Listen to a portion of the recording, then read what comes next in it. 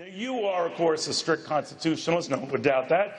And as you know, the U.S. Constitution says only natural-born citizens are eligible for the office of President of the United States. Stop me if you've heard this before. Now, you were born in Canada to an American mother, so you were and are considered an American citizen. But that fellow next to you, Donald Trump, and others, have said that being born in Canada means you are not natural born, and that has raised questions about your eligibility.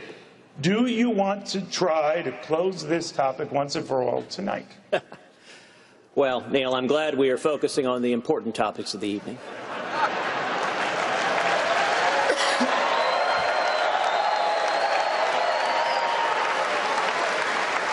You know, back in September, my friend Donald said that he had had his lawyers look at this from every which way, and there was no issue there. There was nothing to this birther issue. Now, since September, the Constitution hasn't changed. But the facts and the law here are really quite clear. Under long-standing U.S. law, the child of a U.S. citizen born abroad is a natural-born citizen. At the end of the day, the legal issue is quite straightforward, but I would note that the birther theories that Donald has been relying on, some of the more extreme ones insist that you must not only be born on U.S. soil, but have two parents born on U.S. soil. Under that theory, not only would I be disqualified, Marco Rubio would be disqualified, Bobby Jindal would be disqualified.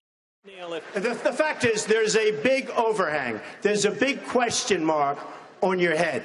And you can't do that to the party. You really can't. You can't do that to the party. You have to have certainty. Even if it was a 1% chance, and it's far greater than 1%, because he wasn't born. I mean, you have great constitutional lawyers that say you can't run. If there was and you know, I'm not bringing a suit, I promise. But the Democrats are going to bring a lawsuit. And you have to have certainty. You can't have a question. I can agree with you or not, but you can't have a question over your head. Senator, you want to respond? Well, listen, I've spent my entire life defending the Constitution before the U.S. Supreme Court, and I'll tell you, I'm not going to be taking legal advice from Donald Trump. You don't have to. Take it from Lawrence Trump. You don't have to. Well, I'll tell you also. Take it from your professor. What I will Take tell it from you your also own professor. I can tell you one thing. The chances of any litigation proceeding and succeeding on this are zero. It's wrong. Now, Mr. Trump, it's wrong. You're an American, as is everybody else on this stage, and I would suggest we focus on who's best prepared to be commander-in-chief, because that's the most important question facing the country.